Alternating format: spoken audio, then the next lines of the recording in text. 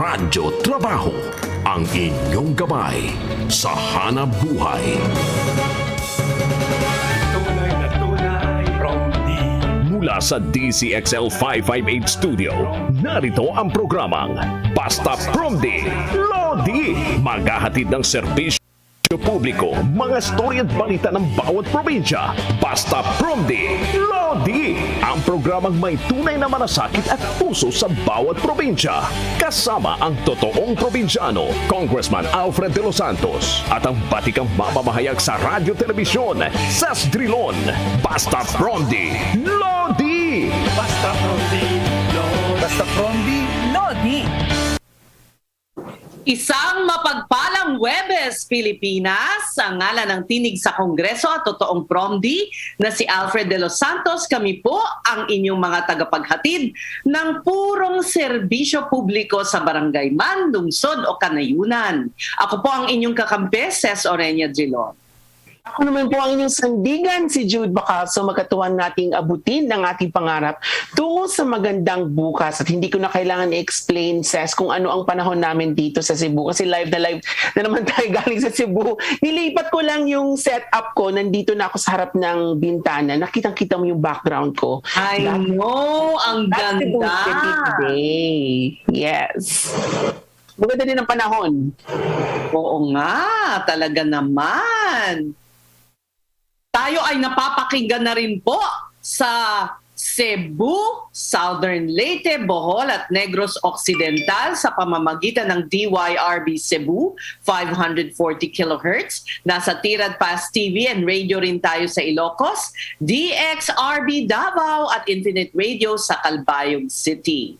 Napapakinggan at napapanood din tayo sa radio DWNX-FM, sa Naga at TV Veritas sa Albay.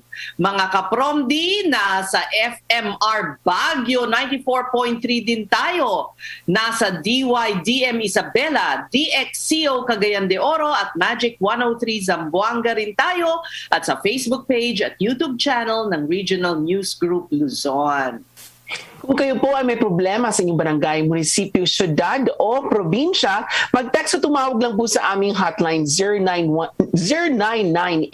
0998-978-2971 para sa Smart at 0917-160-0611 para naman sa Globe. O mag-email tayo sa bastapromdilodi@gmail.com. Bukas din po ang aming programa sa mga gustong maging volunteer reporter sa pamamagitan ng Promdi Citizen. Actually, you missed out on our very first Promdi Citizen kahapon. Wow. Seth, yes, may pumasok na tayong Promdi Citizen. At mamaya nga isang, magbibigay ng balita. Okay, bago ang lahat, alamin muna natin ang balita sa iba't ibang panig ng bansa, hatid ng ating mga loding RMN reporters. Promdi Patrol! Patrol!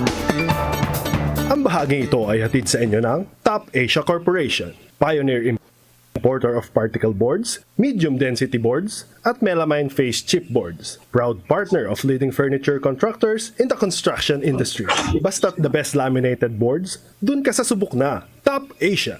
For more details, please call 8294-3144 or 8294-3188. You may also visit www.topasia.com.ph.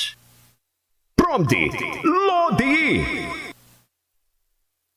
Alright, unahin natin ang Region 2. Nako, talaga naman padami na ng padami ang mga bagets na nababakunahan. Higit 14,000 na kabataan na bakunahan kontra COVID. Yan ang ulat ni Radyoman Jeronimo Dig ng IFM Kawayan. Mahigit kumulang 14,000 kabataan edad 12 hanggang 17 ang nabakunahan kontra COVID-19 sa lampak ng Cagayan. Sa datos na ibinahagi ni DOH Regional Vaccine Operations Center Manager Joyce Maquera, nasa 5,533 ang mga menor de edad na binakunahan na may comorbidity, habang 9,456 naman ang walang comorbidity o kabilang sa rest of pediatric population. Ayon pa kay Maquera, umaabot sa 40,000 1,811 ang target pediatric population na mabakunahan batay sa assessment ng DOH Central Office. Posible rin anya na tumaas o bumaba ang bilang ng mga mapapakunahan dahil wala umanong master listing na nagagawa pa. Samantala, maaari namang magparehistro ang mga walk-in sa mga vaccination site o magtungo sa Rural Health Unit. Dagdag pa ni Makera na sapat ang supply ng bakuna para sa mga kabataan. Hindi naman nakapagdala ng major adverse effect matapos mabakunahan ang mga kabataan at pawang minor effect lang. Mula sa Kawayan City, ako si Jeronimo Dig, nag-uulat para sa Basta from the Lodi. Maraming salamat, RMN reporter Jeronimo Dig. Ano kayang nickname niya, no? Pakiwari ko, Jerry. Nag-invento ng nickname si Jerry. Meanwhile, sa Bataan naman, 7 katao arestado sa isang buy-bust operation. Ito ang report ni Radyoman Mike Sigaral ng RMN Bataan. Arestado 7 katao na pawang magkakaanak na sangkot umano sa iligal na droga matapos salakayin ng mga otoridad ng tahanan ng mga suspect na ginawa ding drug den sa iginasang entrapment operation ng PIDEA sa Barangay Bilolo, Orion, Bataan. Ayon sa ulat mula kay Police Major Jeffrey Onde, hepe ng Orion Police, nagpositibo anya ang buy-bust operation na nagresulta sa pagkakadakip nila Mario Sarmiento, 59, Edward Sarmiento, 35, Jocelyn Gutierrez, 39, Dennis Gonzalez, 28, Aris Angeles at Jerome Rodriguez, habang nakatakas ng isa pang Edison Sarmiento na anak ng mag-asawang suspect. Nakuha sa naturang buy-bust ang 13 gramo ng hininalang shabu na may street value na 88,000 pesos, weighing scale at mark money na ginamit sa buy-bust operation. Dinala ang mga suspect sa tanggapan ng PIDEA Region 3 habang sinampanan ang mga ito ng paglabag sa mas pinaigting na dangerous drugs law. Mula sa Central Luzon, ako si Mike Sigaral, nag-uulat para sa Basta from the Lodi. Thank you, Mike. Nako, dito naman sa Pangasinan, pambihira itong nangyari. Jude, isang lalaki nakaligtas matapos pagtatagain ng isang samurai. Talaga ba? May samurai doon? Ang alam ko, dyan sa Pangasinan, merong gumagawa ng mga samurai swords na pinapadala sa Japan. I know that. So, posible kayang... But I think yung mga samurai swords na yun yung mga hindi naman talaga pang taga, pero parang gifts. Pang-display. Oo, correct, pang-display. Oo, pang-display lang. Oo. So, alamin nga natin na nakaka-intriga tong ulat ni Radyoman John Caranto ng IFM Dagupan. Himalang nakaligtas ang isang mister matapos itong pagtatagain gamit ang samurai sa barangay Kibaul, Lingayen, Pangasinan. Kinilalang biktima na si Onofre Nahera Mapalo, 39 anyos, habang ang suspect naman ay nakilalang si Lorio Fernandez Mandasig, 50 anyos at parehong residente ng nasabing lugar. Sa ulat mula sa Lingayen Police, bigla na lang umanong pumasok ang lasing na suspect sa tahanan ng biktima na armado ng isang samurai na may sukat na 36 na pulgada. Tinangkapan itong tagain ng mga batang kasama ng biktima, ngunit agad ding nakatakbo ang mga ito. Kinumpronta ng biktima hanggang sa pagtatagain si Mapalo ng suspect sa kanyang mukha at katawan. Sa kabila nito ay nagawa pa rin niyang maagawang naturang samurai mula sa suspect kung saan tumakbo matapos ang insidente. Sa pagresponde ng Lingayen PNP at barangay officials, matagumpay nilang naaresto si Mandasig sa kanyang tahanan at na-recover mula sa kanya ang ginamit nitong samurai. Sa ngayon nagpapagaling na sa mga natamong pinsala ang biktima habang kakasuhan naman ng frustrated murder at grave threat ang nasabing suspect. Mula sa Dagupan City, ako si John Caranto, nag-uulat para sa Basta from the Lodi. Meanwhile, transport groups, yes, you were about to say about the Talagang samurai sword, no? Samurai sword. Alam mo, Seth, mahilig tayo sa action film, mahilig din ako manood ng anime, pero pag in real life na, hindi mo maisip, di ba talagang tinaga ka 36 inches? Tama naman pagkaintindi ko, 36-inch sword. Wow. Yeah. Anyway, balik tayo sa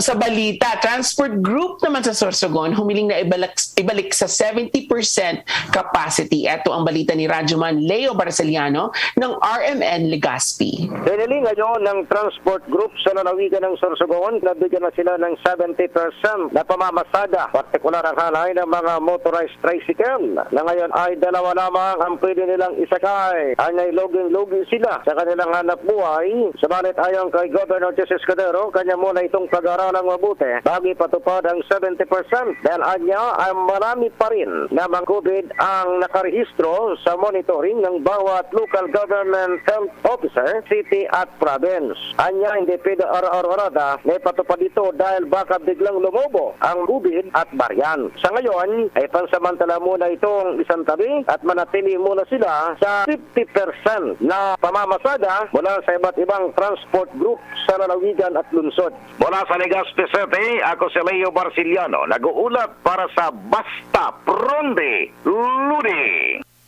Alright, maraming salamat, Leo Barceliano. Ito naman, national government nakamonitor sa COVID-19 vaccination ng Cagayan de Oro. Hindi ba minomonitoran lahat?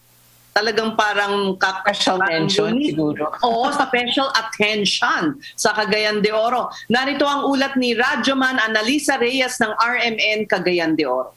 Pressure na umano ngayon ang COVID-19 vaccination sa Cagayan de Oro. Ipinaliwanag ni Mayor Oscar Moreno na ang national government ay parating naghahanap ng resulta ng vaccination program ng syudad na pag-alaman na sa ngayon nasa mahigit 570,000 na ang naiturok na bakuna sa syudad kabilang na sa mga may edad 12 hanggang 17 anyos. Alinsunod dito, hinikayat ni Mayor Moreno ang City Health Office na wag lang sumuko at umaasa ito sa kooperasyon ng mamamayan. Matandaan na target ng lokal na pamahalaan na maiturok ang 1 milyong bakuna sa mga Cagayanons upang makamit ang herd immunity sa lungsod. Mula sa Cagayan de Oro City, ako si Annalisa Reyes, nag-uulat para sa Basta Promdi Lodi. Naku, meron nga silang special attention doon sa Cagayan de Oro. Sa Davao City naman, mahigit 1,000 individual apektado sa baha sa Davao City. Mga evacuees siksikan sa ibang evacuation center. Naku, kawawa naman. Ang daming hinaharap ngayon, COVID, tapos ngayon may baha. Ito ang balita ni Radyoman Renz Barbarona ng RMN Davao.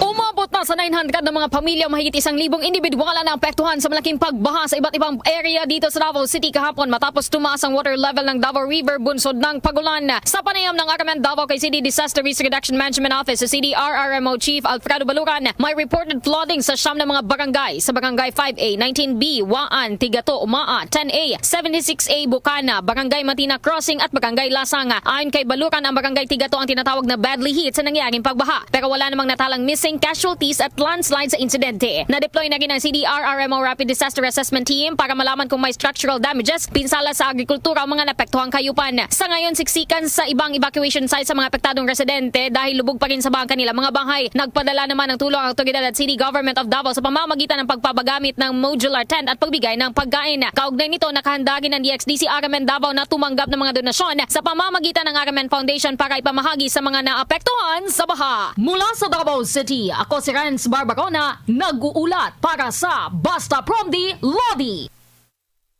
Thank you, Renz. Parang naka-fast forward si Renz, ano? Parang may hinahabol. parang yung speed tinaasan nung yung parang pinabilis mo. Oo. yung sa huli ng mga commercials, di ba? Parang binibilis na nila yung mga... I wish to meet yung mga RMN reporters natin kasi iba-iba talaga yung mga style nila ng pagbibigay ng balita. So probably soon, when this is okay, I want to meet our RMN reporters. Gusto ko sila makilala. Oo nga, kailangan pag magtitipon-tipon tayo sa isang lugar dahil kalat-kalat ang mga yan, no? From north to south. Ito namang balitang ito, Jude. May nag-withdraw ng isang board member, nag-withdraw ng kanyang kandidatura, tatakbo sanang bilang board member sa Misamis Oriental. Ayan. Narito ang ulat ni Radyoman Joanna Ricote ng RMN Cagayan de Oro. Nag-withdraw ang isang kandidato bilang board member sa unang distrito ng Misamis Oriental. Ito ay base sa listahan ng Provincial Comelec Office. Ang nag-withdraw ay si Winstanley Leonard Llanoy, residente ng Talisan, Misamis Oriental, isang independent candidate pagka-board member at kasalukuyang presidente ng Liga ng mga Kapitanes sa Misamis Oriental. Dahil dito, 18 ang tatakbo bilang board member ng 1st District at 18 ang tatakbo bilang board member sa 2nd District. 6 naman ang tatakbo tatakbo bilang gobernador, 4 ang tatakbo bilang vice-gobernador, 3 ang tatakbo bilang representante ng unang distrito at 3 ang tatakbo bilang representante ng ikalawang distrito sa Misamis Oriental. Mula sa Cagayan de Oro City, ako si Joanna Ricote, nag-uulat para sa Basta Promdi, Lodi. Maraming salamat, Joanna. Ito naman isang magandang balita. I'm assuming that Siargao is part of Surigao, no? So, etong susunod na balita natin will be, correct me if I'm wrong, will be very good news para dun sa pagbukas ulit ng, well, unti-unti na naman bubukas yung Siargao tourism, but this will be great news for those of you na talagang kating-kating nang pumunta ng Siargao at mag-beach. Executive Order 21-037, ipinalabas na ng Surigao del Norte LGU. Ano pong nakalagay dito? Negative RT-PCR result. Hindi na kailangan, lalo na sa mga lokal na residente. Etong good news, si Radyoman Jojo Ferrol ng RMN Surigao.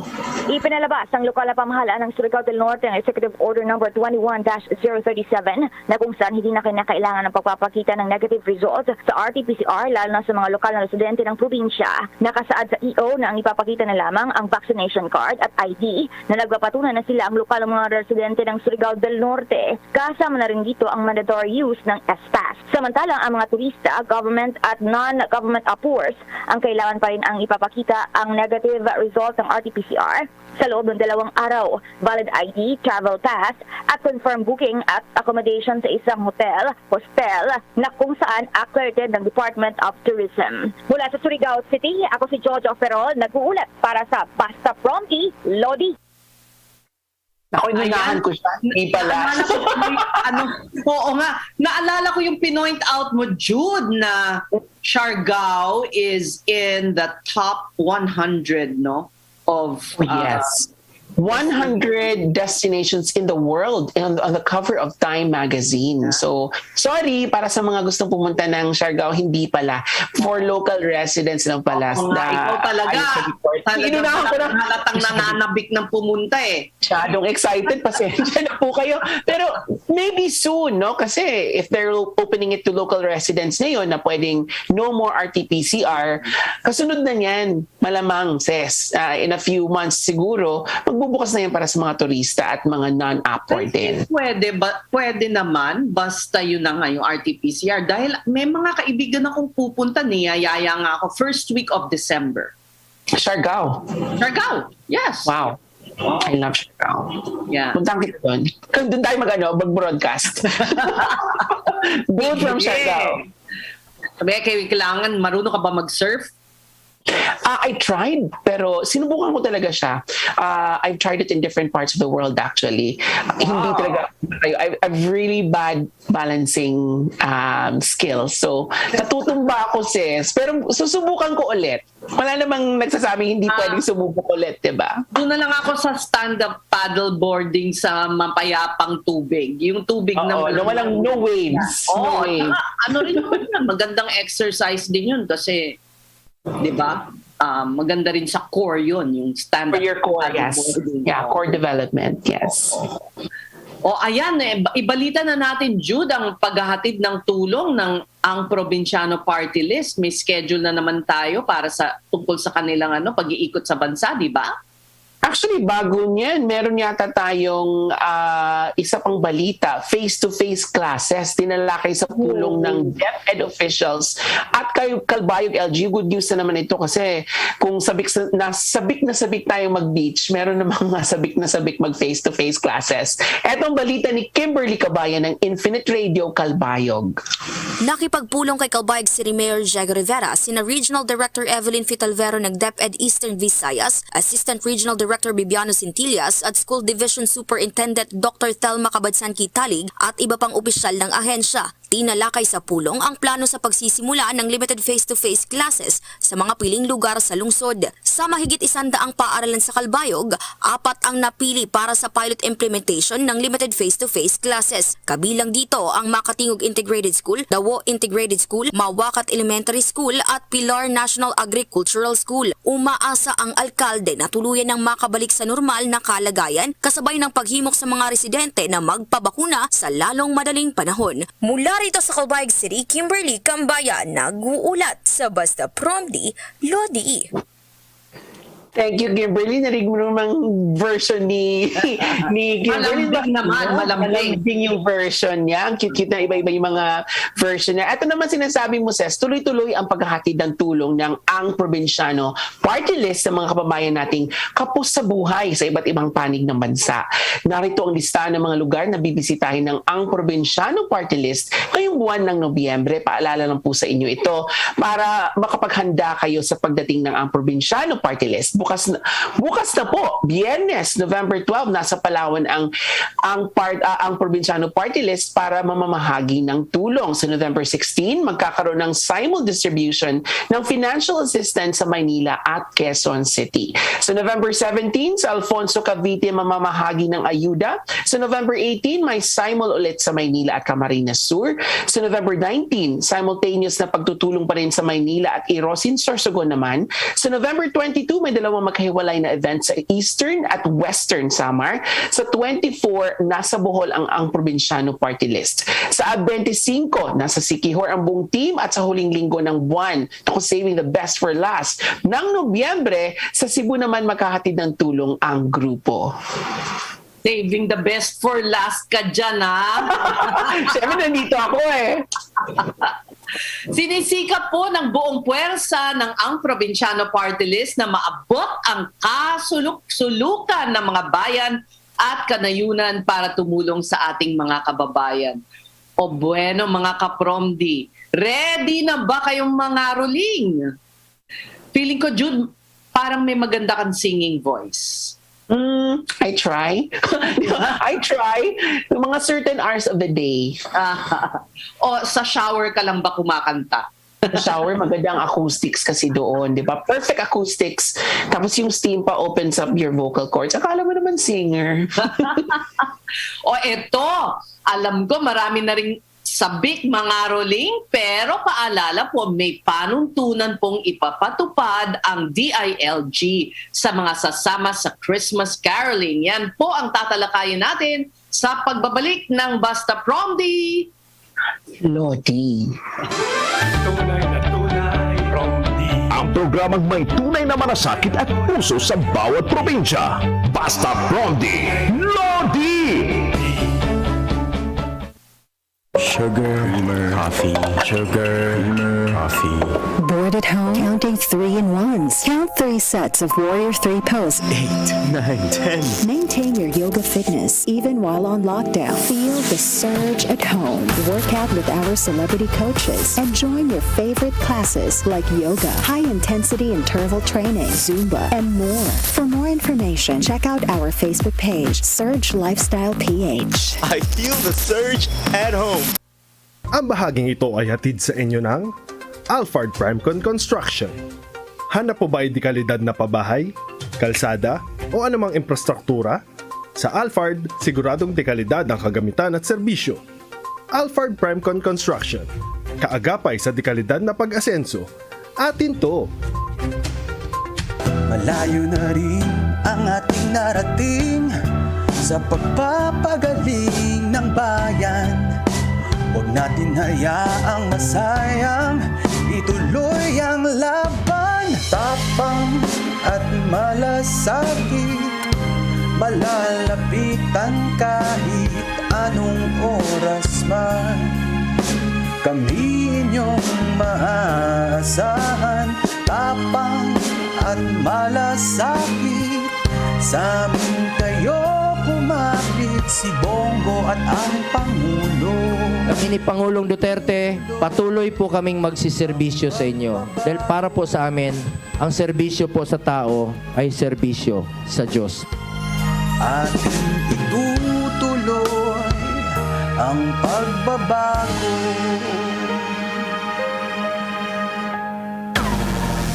Basta Promdi, Lodi, ang probinsyano, ang probinsyano, ang probinsyano party list. Probinsyano'y boses mo, Promdi para sa tao.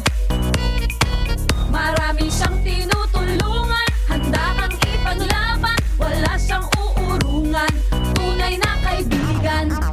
Ang probinsyano.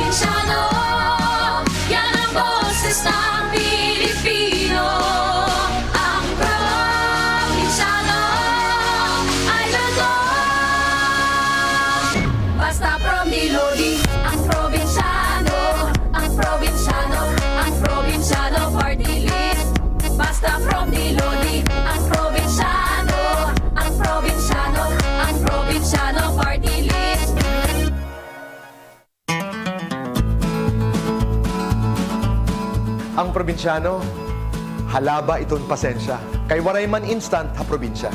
Ang probinsyano, mababaw ang kaligayahan, makalanghap lang ng sariwang hangin, at makakain ng lutong amin.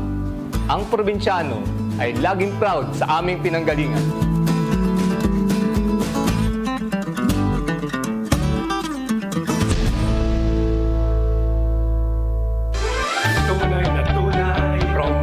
Ang programang may tunay na malasakit at puso sa bawat probinsya.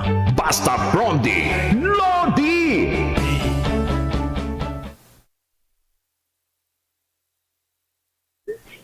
Okay mga ka-Promdi, ramdam niyo na ba ang Pasko? Ewan ko sa'yo, Ses, ramdam mo ba? Ewan ko sa'yo talaga, ano? Depende ano ang association mo sa Pasko, mga regalo. Una-una, weather, regalo. Siguro nang lalong tumatanda tayo, hindi na natin nararamdaman kasi tayo na yung nagbibigay ng regalo. Dati parang yun yung totoong na palapit yung matatanggap mong regalo. Ngayon tayo naman magbibigay. Wala na, ayoko Umaga, medyo mas malamig ng hangin, ramdam ko. Na, di ba, pag yun ang isang sign na yung temperature medyo nagdadrop konti. Pero ako ang ko ng Christmas, ang feeling ko ng Christmas medyo hectic, kung gumagawa kasi ako ng mga produkto, 'di ba? So mas dumadami ang mga order, ganyan. So medyo stress drillon ang Pasko. Pero at least nababagahin, may third o may grasang dumadating. Oo, yung pagiging stress drillon mo, may payoff naman siya. O ako naman, para mas ma-feel natin ang Christmas season, eto na nga, ang binalita namin kanina, pinayagan na ng Department of Interior and Local Government o DILG ang pangangaroling ngayong Pasko sa mga lugar na nasa Alert Level 2. Nakatandaan niyo po yan, yung mga nasa Alert Level 2 lang po, habang patuloy na bumababa ang numero ng mga nagkakasakit ng COVID-19. Pero may mga requirements na dapat sundin para maging ligtas at iwas sakit ang pagbabahay-bahay ng mga sasabak sa traditional Christmas caroling. Dapat istriktong sundin ang minimum public health standards at operational capacity ng venue. Kung hirap namang kumantang nakamask, pero siguro Yun naman pwedeng gawa ng paraan. Test yan ng vocal power. Yes. Oo. Kung indoor naman, dapat 50% tao lang ang papayagan sa venue at dapat vaccinated rin. So siguro kung may bisita kang, your venue is 50 people lang, hindi pwedeng dumami yung mga carolers. Diba? You have to count that in the complete number in the venue. Kung naalala mo naman, Jude, yung sinabi ni Mayor, parang 1 meter. Mayor na Marikina. Oo, 1 square meter. Is 4 people? Tama ba yung sinabi niya? Tama bang pagkaalala ko? Parang 1 square meter is 1 person. Is 1 person? Yes, 1 square meter is 1 person. Ako nagsisiksikan. Parang larong na yun, newspaper dance na yung 4 na tao sa isang square meter. Pasensya mga ka-Promdi, parang kakagising ko lang yata. Kung outdoor naman, hanggang 70% lang ang allowed. Ang mga carolers dapat din ay naka-face mask. Nako, yun na. At habang hindi pa ibinababa ang usapan sa paggamit ng face shield, dapat ay nakasuot din nito ang mga ngaroling. Nako, challenge talaga. Rules. Challenge sa musicality ng mga carolers natin yan. Oh, yan. At para magabayan tayo sa mga iba pang ipapatupad na patakaran, narito at makakasama natin si DILG Undersecretary RJ Echeverry. Unang tanong po, magandang hapon muna, Yusek. Yes, magandang hapon, Seth. Yeah. And kasama ka po si Jude. Si Jude po.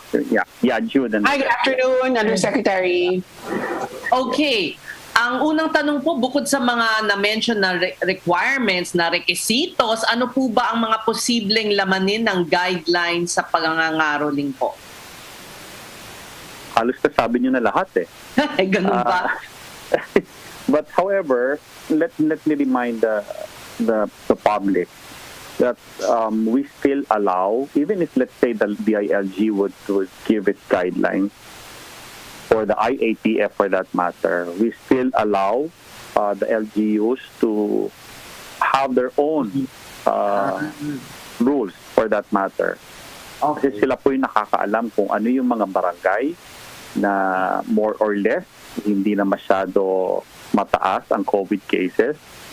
And they could also prevent children from doing caroling kasi hindi pa naman ho sila nababakunahan. They might get infected also. Again, it would vary, no? However, yes, as a general So may rule, leeway, you're saying USEC, may leeway ang the chief LGU executive, to yes, adjust. it would still depend on them how stringent or how free will the rules be. However, yung minimum standard nandun pa rin. Yung mga nabanggit nyo, yun na yun. I guess at least kahit na medyo challenging kumpara noong nakaraang taon na parang wala talagang caroling, no? Last Christmas medyo mas strict. Medyo ito maluwag-luwag, merong pagkakataon ng makapag-caroling, ano sir? Yes, in the spirit of the festivities, yes. However, as I've said, we have to follow some guidelines given by the respective LGUs. Again, it would not be the same to all. So kindly seek guidance from your chief executive, local chief executive. I'm sure the local chief executives will give their own respective guidelines to their barangay. At yung barangays rin naman mag-guide sa inyo. Ayan. Jude, ang singing pa naman yung talagang maraming pwedeng makawalang mga alam mo na, di ba? Yes, true. It's really a risk for the spreading of the virus in case na merong positive sa kanila.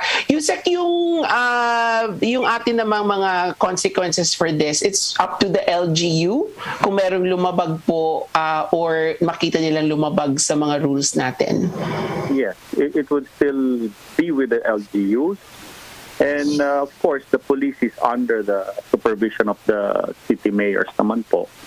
So, hand-in-hand coordination and supervision na lang po ang mga barangay officials with the PNP on the matter. Yusek, anong probinsya nyo? I'm from Caloocan. Okay. Meron ba kayong traditional carols doon or is there a certain way that you do carols? Kasi alam ko, marami din sa mga organizations natin ginagawa itong fundraising activity every Christmas sana. So, hindi talaga mawawala ito. I was curious kung where you are, Yusek, meron ba kayong unique na mga caroling traditions? In NCR, and especially in crowded cities like Caloocan, QC, and Manila, meron talagang activities ang simbahan para dyan. But as you can see naman, even ang mga simbahan rin, di ba? May limit rin po tayo sa mga magsisimba. So again, parang impractical pa rin na lumabas ng todo kasi limited rin naman ang magsisimba.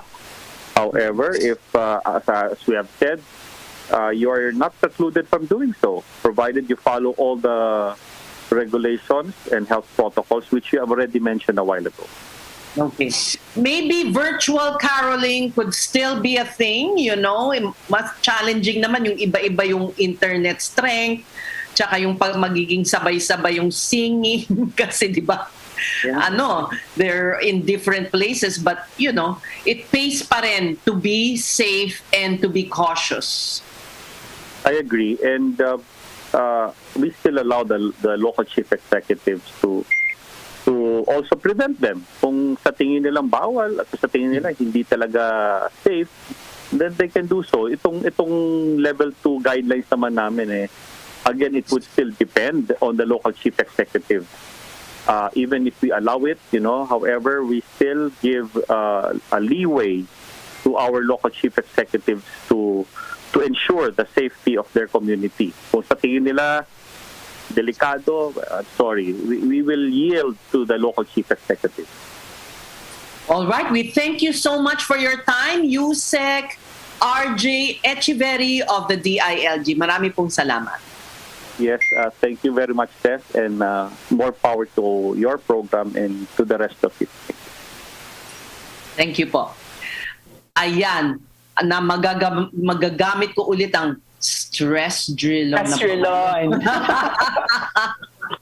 Kasi, hindi ba Jude, meron tayong na-discovering pasyala na siguradong marerelax kayo at may chance na makapag-fishing. One of the most relaxing pursuits. Well, depende.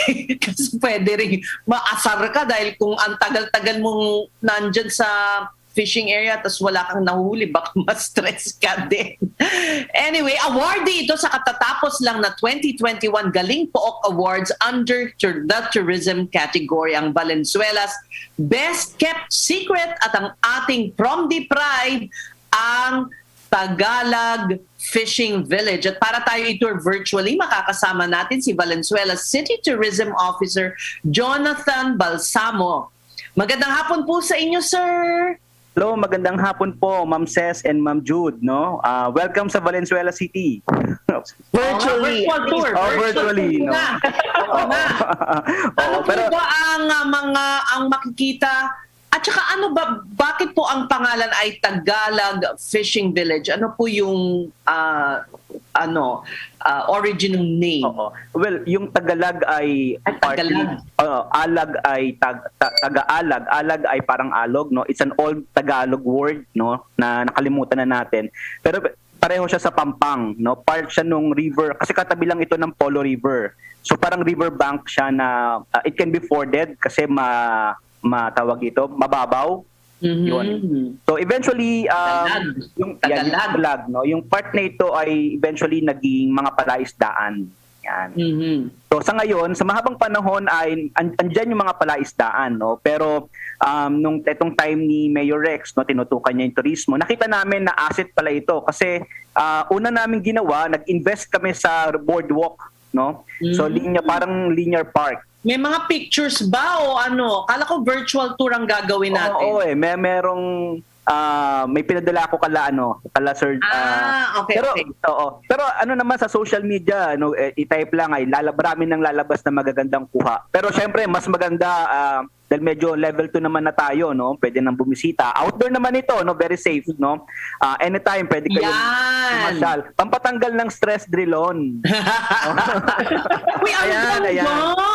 Teka muna, alam nyo, Jonathan, yes. Malayo ba to kasi pinuntahan ko na yung inyong magandang park din, naalala mo parang lagi naming venue tuwing Pasko sa ABS-CBN outreach programs na may mga zoo pa, merong stage, may garden. Malapit ba ito? Hindi. Kasi medyo malapit na rin kasi maliit lang naman ng Valenzuela, no? Pero buti Ma'am Ces, nabanggit ninyo yan. Kasi alam ninyo, pag tinignan natin yung Tagalog, hindi lang siya yung basta turismo but it's also about creating open spaces for the public, for the people. Yung sinasabi ninyo ay yung People's Park, no? So siguro mga 3-4 ang bago naming park. Very good! Itong Tagalog na ito ito yung mas nature, mas related sa nature. Parang binabalik ka sa kung ano yung Valenzuela dati. Kasi pag sinabi niyong Valenzuela ngayon, no, maiisip niyo pabrika. Correct. Warehouse. Yes, warehouse, no? Precisely, no? Pero kaya nga tinawag namin siyang best kept secret kasi meron pala kaming part dito sa Valenzuela na napakaganda. And we share the same horizon sa Manila Bay. No, it's actually facing Manila Bay. Kaya yung sunset sa Manila Bay ay kita rin sa Tagalog. Maganda. Pero kamusta yung tubig? Malinis po ba? Walang mga basurang alam mo yun? Yes. Lutang. Well, buhay ang isda. At itong part na ito ay medyo malayo sa industrial part ng city. No? Mas malapit to sa Bulacan. Sa Manila Bay. So beautiful. Ang ganda. At saka yung ganyan, when you do that, nape-preserve yung environment dahil na-appreciate, nakikita nila na talagang dapat malinis. Diba? Ayaw mo naman ang tanawin na may lumulutang na kung ano-ano, diba? So that's really great. So ito po ba ay ginawa dahil pandemya nga? Nakita na mas talagang lalong nabigyang diin na kailangan talaga yung open public open spaces? Actually, before pandemya pa ay sinimulan na po ito. Pero sabi ko nga, ma'am, ibabalik ko, connected ito doon sa una ninyong binanggit, yung building open spaces for the people. Yeah. And it's not only building parks, no? It's building beautiful parks. Kailangan ipakita natin ang nakita namin. Uy, wow, ano yung isda na yan? Teka lang, wow! Nakakain ba yan? Opo. Parang karpata eh. Yan. So kapag yan, anong hindi ko alam kung anong isda yan, no? Kasi pero ang mga nahuhuli naman dyan ay krido. Parang talakitok. Yan, tilapia, bangus, no? Malalaki, alam ko malalaki yung bangus dyan. At ano po yan, no? Yung pag nag-fish kayo, yan, yung nahuli ninyo ay pwede ninyong ibilhin. And then pwede ninyong ipaluto. So, yung the family, parang proud ka na yung kinakain ninyo, yung pinaghirapan mo talagang hulihin. Actually, Jonathan, yun ang gusto ko itanong. Kung ako, mga ka-prom-D natin gustong pumunta dyan, do we pay a fee to come in or yung babayaran lang namin, yung nahuli namin? Paano po yung mechanism sa ating fishing village? Yes, yung linear park is open to the public, no? Accessible siya sa lahat. Pero may mga resort kasi, mga fish pond owners, nag-invest sila sa mga kubo, no? So yun, may entrance fee sila, I think 50 pesos. And then yung pag nag-fish ka at yung nahuli mo, yun ang babayaran mo. Titimbangin So per kilo. iba-ibang locators ito. Kumbaga iba-ibang mga resort that offer fishing. Yes, okay. Ang ganda. So marami kang choices. Akala ko iisa lang siya. So it's different resorts. So pwede mo ipaluto sa restaurants nila, kainin mo doon. Iba-ibang fish pond resorts, no. At the same time po, kung hindi ka naman into fishing, di ba? You can enjoy the view and enjoy yung seafood, no. Kasi may po yan mga 3 restaurants na malalaki. At yung ambience talaga niya ay very provincial. So kahit nasa Metro Manila ka, 'di ba? Biglang bigla kang napunta ng isang remote na probinsya. Ayun. Naku, lalabas ng pagka-Bisaya ko, itatanong ko lang magkano. Kasi, di ba, alam ko naman siguro, iba-iba to, depende kung saan restaurant ka or resort. But what is the range? Ano ang range ng mababayaran ko kung, let's say, for example, nakahuli ako ng ganito o per kilo ba ito? Para may idea lang yung mga ka-prom-D natin na gustong gawin to, siguro ngayong weekend ka agad gagawin nila. Opo, nagbabari siya, pero halimbawa, I think, kung ano rin yung nasa market na price. Halos similar din. Okay. Which is affordable kasi so far we are also monitoring yung feedback ng tao no, kasi when we won the Galing Pok Award talagang dumagsa at the same time sumabay sa pagbaba ng ating category, no, so talagang marami nagpunta and we are monitoring yung feedback ng mga tao. Wow, so ang laki ng isda. Reasonable yung price. Yes, yan. Very reasonable naman. Pero ma'am, basketball team, pwede yun. Oo. Di uwi mo yung iba, di ba? Iluto mo lang pasigang mo yung ulo. Can you just imagine the taste of freshly caught fish? Hindi ba? Yun ang reward. Hindi lang yung parang nagfi-fishing ka, yung kakainin mo, tas sariwang-sariwa. Parang gusto mo magkamay, di ba? Ang story nga dyan, ma'am, yung tatay ang mangingisda, tapos lulutuin ng nanay, kakainin ng mga anak. So it's really family. Oo. Wonderful. Alam mo, Jonathan, Jude, sabik na sabik ang mga tao sa mga ganyang outdoor activities.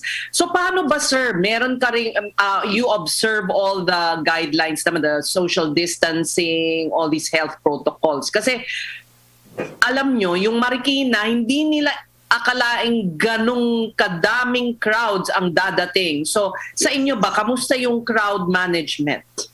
Yan. Ang kagandahan, ma'am, sa amin, sabi ko nga, ito ay nasa parks development, no? Si mayor namin, specific siya sa maintenance. So, bawat park namin ay may park rangers. So, actually, nung inopen na yung mga park sa ibang LGU, kami late pa, hindi pa kami agad nag-open, no? Paunti-unti. Kasi gusto namin, naka-steady rin, naka-put in place din yung monitoring at the same time yung pag-implement ng health protocol. So, meron kami mga park rangers dahil ito ay considered na linear park, no, na nagme-maintain ng cleanliness and of course yung health protocol. Bagaman very excited tayo sa pag-open, no, ng mga sites na ito, dapat pa rin talaga i-remind continuously ang mga tao to observe proper protocol. So, yun lang masasabi namin, ma'am, no. Meron kaming mga park rangers na nakabang. Actually, pati nga yung park ranger nagpapapicture yung mga tao eh.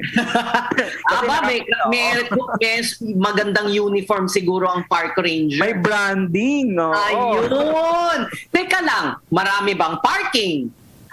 Yan ang question mark. Meron tayong meron tayong mga establishments na halimbawa yung mga restaurant, meron silang talagang allotted space for parking. Yan. Kasi ano po to, investment nila eh, no? So although to be honest, sa ngayon po ako pag may nagtatanong sa aking kaibigan, sabi ko, huwag ka muna pumunta ng weekend. Puno.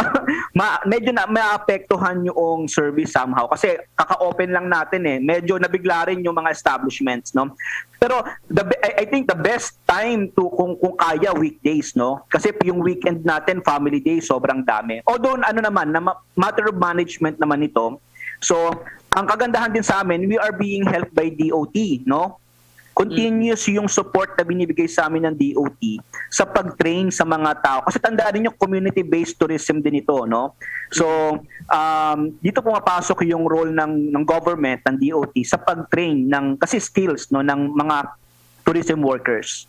Yun. And also, we would like to thank na pala DOLE and DOT during the pandemic, no, they extended financial support to our tourism workers, no, dito sa Tagalog during the pandemic. Galing. So, talagang we need more of those. Gawa pa kayo. Ay, ma'am, mga 2 o 3 pa yata. Ang mayor ko, baliw na baliw sa open spaces eh. No? Kasi ano ba ito? Mayor Rexlon Gatchalian. Yes, Mayor Rex Gatchalian. Oh, okay. Yes, Alam mo, nakakatawa, Jonathan. I know him as a hotelier. Of course, he would know about... yes. Because he used to be based in Cebu for a lot. Waterfront Cebu is there. Yes. So, I know him as a hotelier and he would know, of course, about tourism. At gusto ko yan, baliw na baliw sa open spaces. And not just open spaces, award-winning pa yung open spaces niyo, Jonathan. So, congratulations. Because very dynamic yan si Mayor. Yes. Marami siyang magagandang projects from education to to reproductive rights na pinaglalaban ko. Yan. I admire his leadership dyan sa At alam niyo, ma'am, ang isa ring maganda na nagustuhan ko sa mga projects na ito, alam niyo yung dinedevelop naming mga open spaces, nagkakaroon ng economic activity yung mga maliliit na mga businessmen, mga or your constituents. Yes, it created jobs and livelihood, no? And when kasi nag-survey ako, I did inventory, no? Although sabi ko, takot ako lumabas dahil pandemya, di ba? Pero alam nyo, pag na-document nyo yung mga kwento ng mga small entrepreneurs at paano sila nakinabang dito sa pag-boom ng Tagalog, ay wonderful, inspiring. I love the name, Tagalog. Tagalog. Galing ang Tagalog. Malamang, yes, ma'am. Cognate sila, no? Tagalog and Tagalog. Parang ganon, Tagalog. Yes. Ano naman ang official social media platforms si Jonathan so that those who want to visit can first do a virtual tour and then decide or get information from it?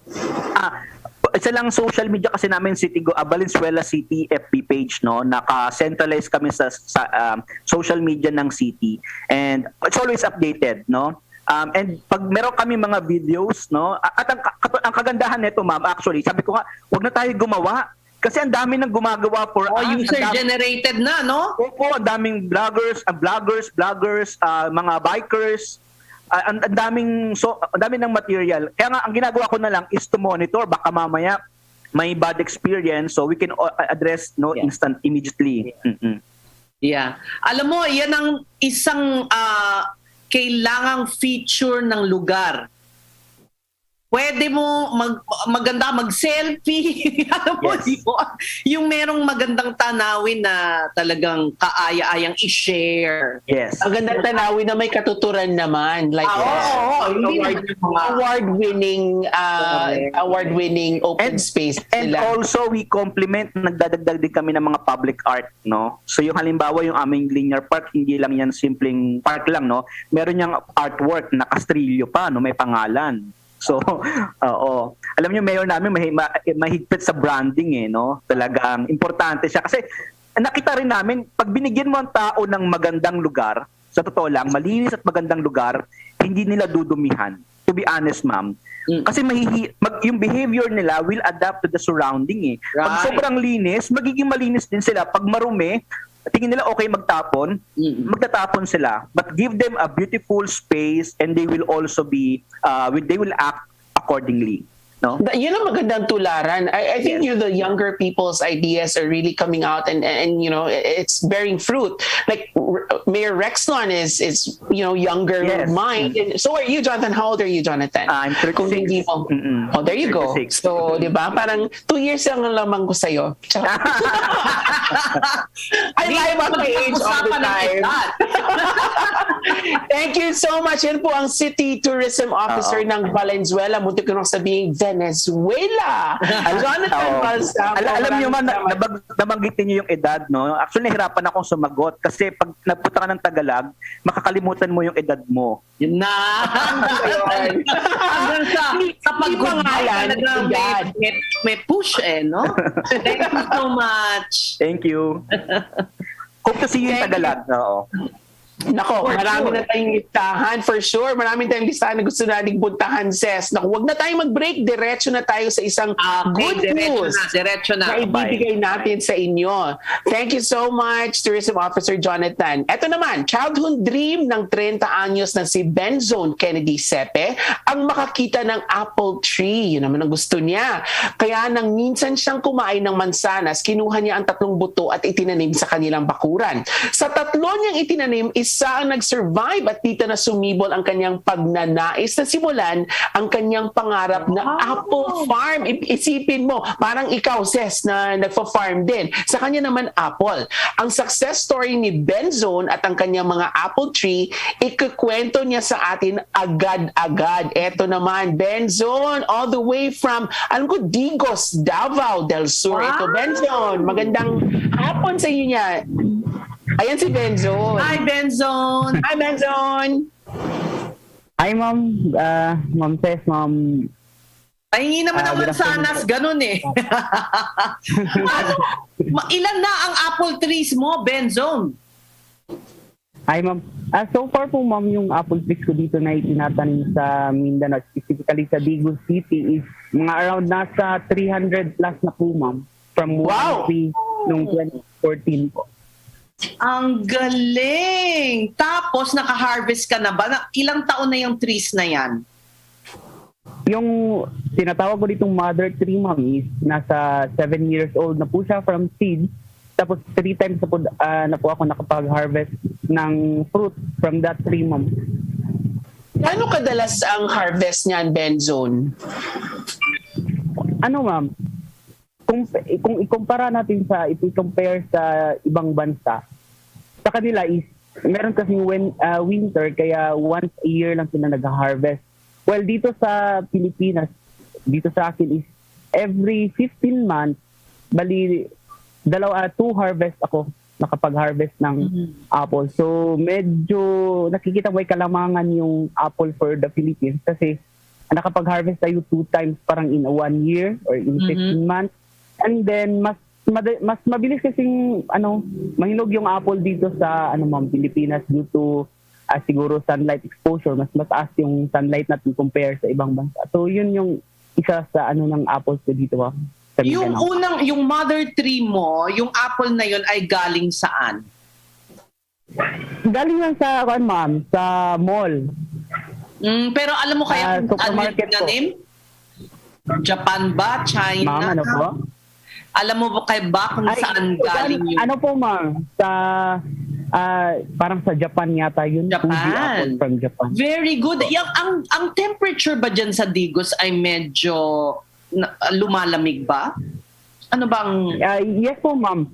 Nasa, yung specific na kasi, location ko dito is nasa may paanan ako ng bundok ng Mount Apo. Ayun. So medyo compare sa ibang parts ng Davao del Sur, medyo malamig po siya. Siguro pinakamalamig dito is nasa 16 degrees. Ako rin, alam mo, nung maliit ako, meron kaming apple trees sa front yard actually, kasi sa Baguio ako lumaki. Kaya bumubuka rin. Meron pa po sa Baguio. Oo, meron, pero I don't think may malaking taniman ng maraming puno, no? So, ang ginagawa mo ay maganda kasi kumbaga makakabili na kami ni Jude ng Philippine apple. Local apples. Tanong ko lang, Benzone, kasi nakita namin sa mga larawan na pinapakita kanina, parang hindi lang apple ang tinatanim mo dyan. May mga iba ka pa bang fruit trees na nakatanim dyan sa plantation mo? Yes po, ma'am. Meron ako mga collection ng temperate at saka mga tropical fruit. Sa temperate po, nagtatanim na rin ako, nag-start akong magtanim ng olive tree. Talaga? Yes po, ma'am. Kamusta ang tubo? Okay naman po, ma'am. And then, thriving naman po sila dito lahat. Tapos meron akong peach, nectarine, tapos mga pears. Yes po, ma'am. And then, yung... very good!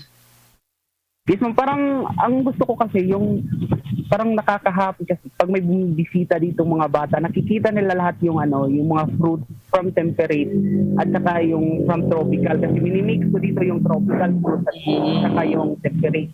So pag may bumibisitang mga bata, talagang nakaka-happy, nakakakita na. Sabi nga nung isang magulang, they plan to go in Japan para makakapag apple picking, pero di nila alam na meron na pala dito sa Pwede na dito. Yes.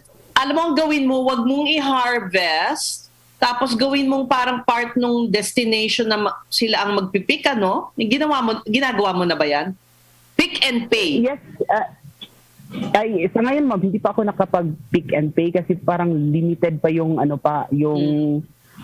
apple dito. Ang ginagawa ko is picture and pay. Nagpapapicture. Okay. Ang galing! Ang galing! So may entrance fee ka o paano? Yes, ma'am. Merong entrance fee na 20 pesos. And then, first, register as a learning site for apple production yung area ko po dito siguro sa entire Philippines po. So, first, learning site for apple in the Philippines yung area ko dito sa Kapatagan, ma'am. And the game tourist attraction na rin po siya, ma'am. Nakakatuwa. And I like pinumbine mo. Gusto ko yung ginawa mong may temperate, may local din. Kasi it's not also too good for our, to preserve our endemic plants. Pag masyadong madaming exotic, alam mo yon yung pag apektuhan. Pero the fact that you're still growing our native fruits, gusto ko rin yan. Magaling ka, Benzone. Saludo kami sa'yo. Saludo. Alam mo, Benzone, I belong to a group called Agri-Millennials. Ewan ko kung narinig mo lang yan. Mga millennials ito na they're taking over farming, they're younger generations. Ipapakilala nga kita doon sa mga grupong yun.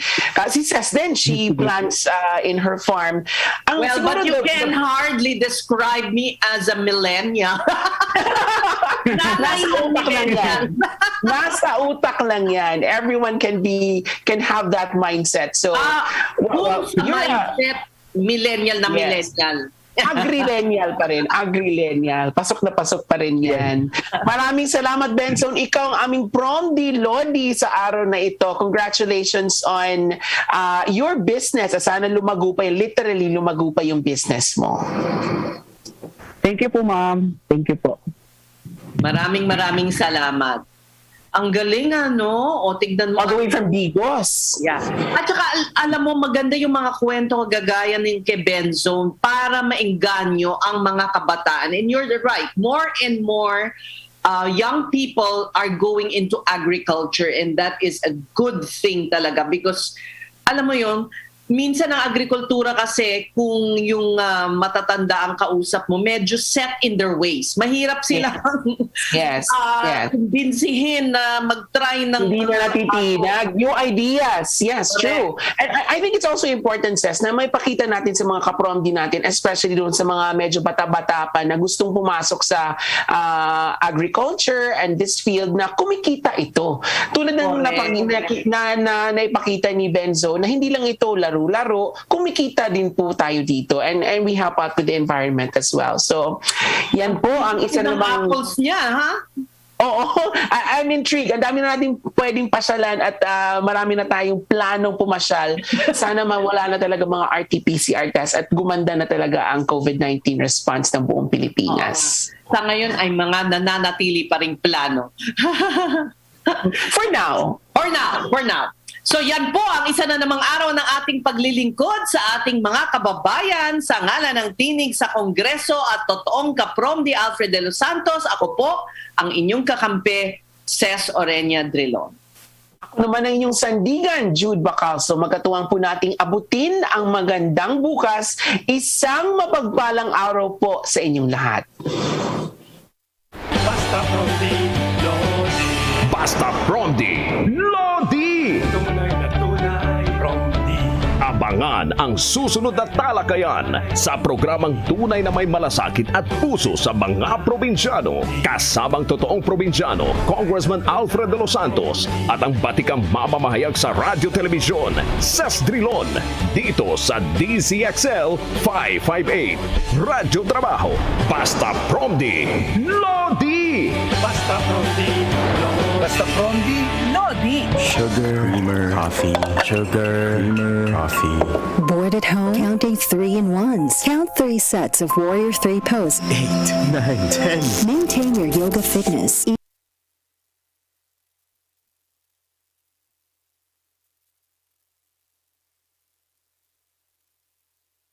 Ituloy ang alaga with Ensure Gold. Stay strong. The COMELEC sets the voting hours for the May 9, 2022 polls from 6 a.m. to 7 p.m. But the COMELEC says that may still be extended depending on the number of voters. However, at 7 o'clock, if there are still voters outside the polling place in front, 30 meters, we will still continue with the voting.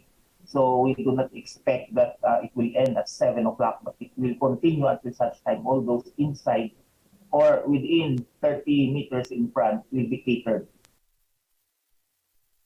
Voting hours pre-pandemic were shorter as it was set only from 6 a.m. to 6 p.m. in the 2019 polls. Nearly 62 million people are expected to vote in the 2022 elections.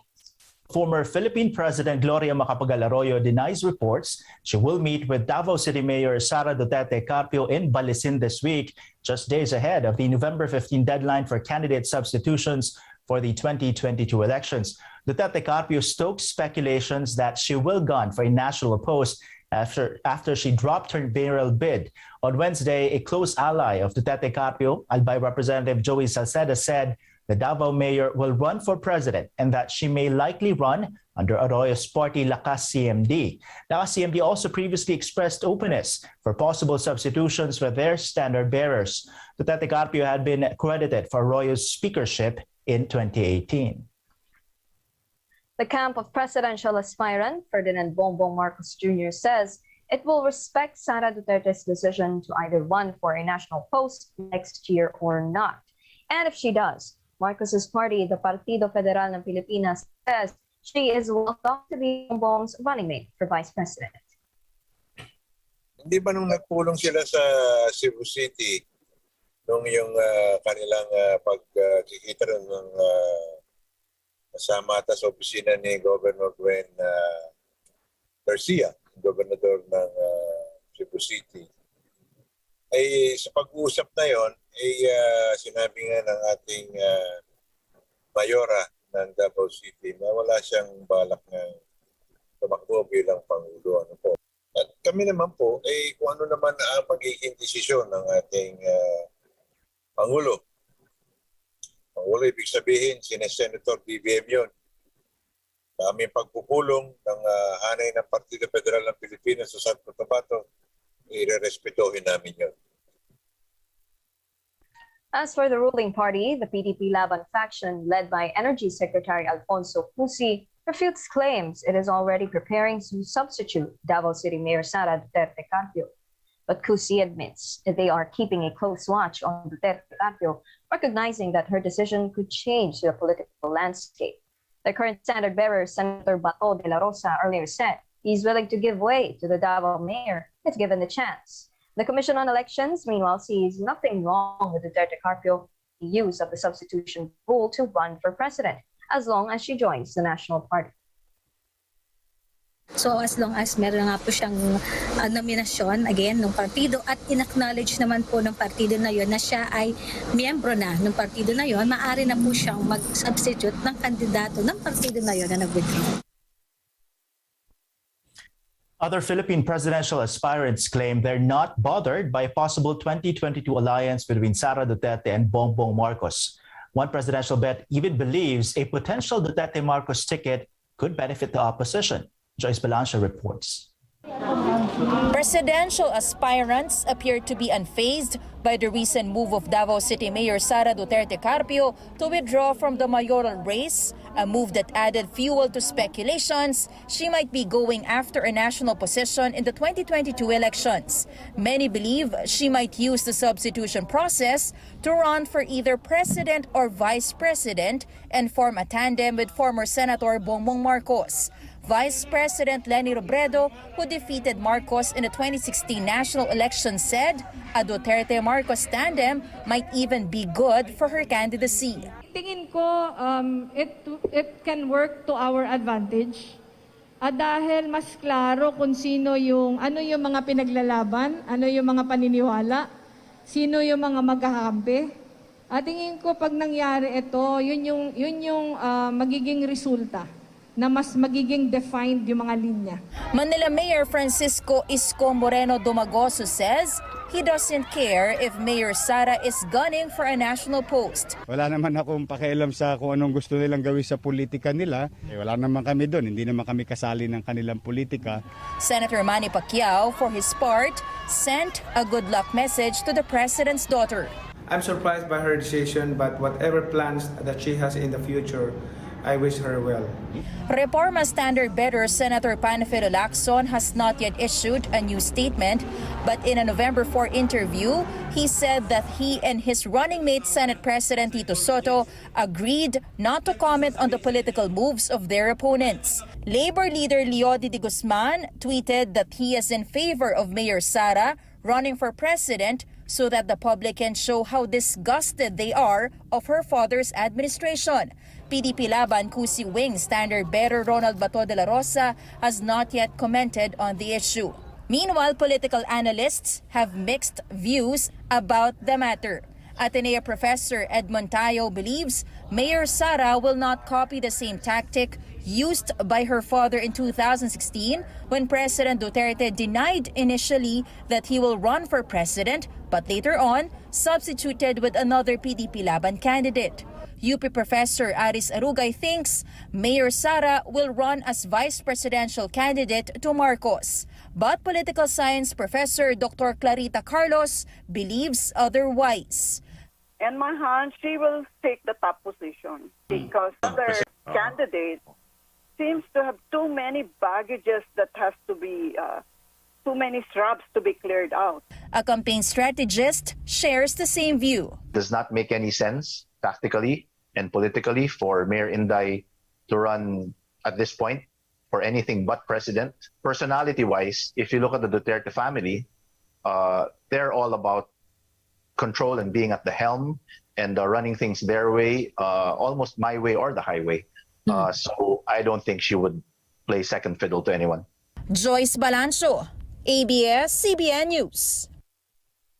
A renewal of friendship. This is what supposedly happened on Wednesday when Philippine Senator Manny Pacquiao met with President Duterte in Malacanang.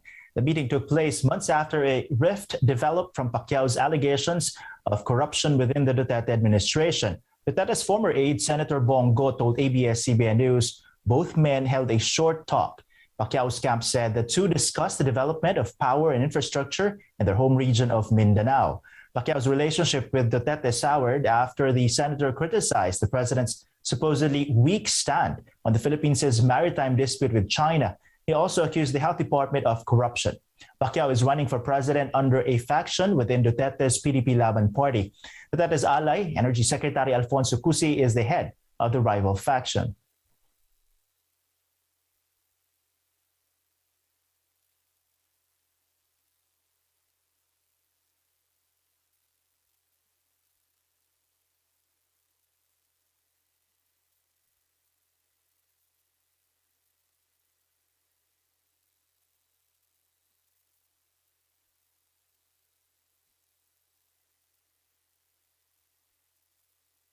Kakaibang coffee ba ang gusto mo? Tikman na! Nescafe Creamy Latte. Sa mga maiinit na balita ngayong tanghali.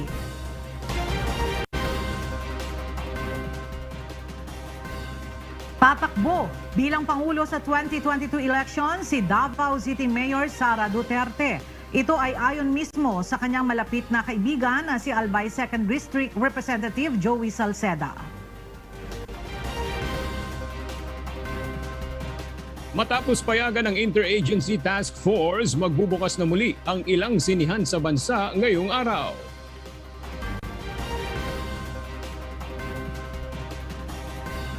Nagsimula na ang debate sa plenaryo sa Senado para sa panukalang national budget sa susunod na taon. Maaari pang mabawasan ang bilang ng mga tsuper ng jeep na makakakuha ng fuel subsidy. Ayon po yan sa LTFRB.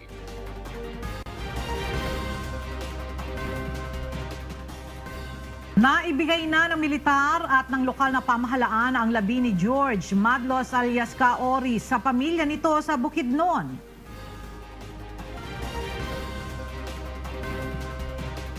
At umabot sa 50 tausug ang matagumpay na nakapagtapos sa Search and Rescue Auxiliary Training sa Sulu.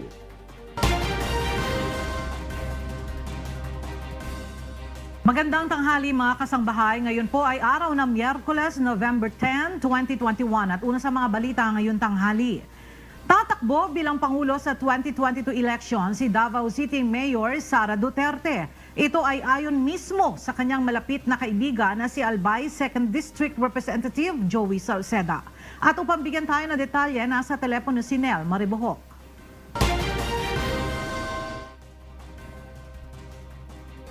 Nel, ano ang nagbunsod kay Mayor Sara para magbago ang isip at tumakbo bilang Pangulo ng bansa?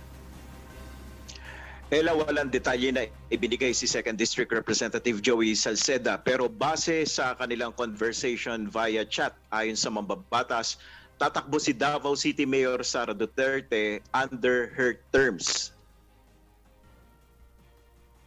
She wanted to run on her terms. She did not yield a single inch. So she's running for president on her own terms. 8:57 ng umaga kahapon nang sila ay nagkausap ni Mayor Sara bago ang naganap na withdrawal sa pagkandidato bilang alkalde.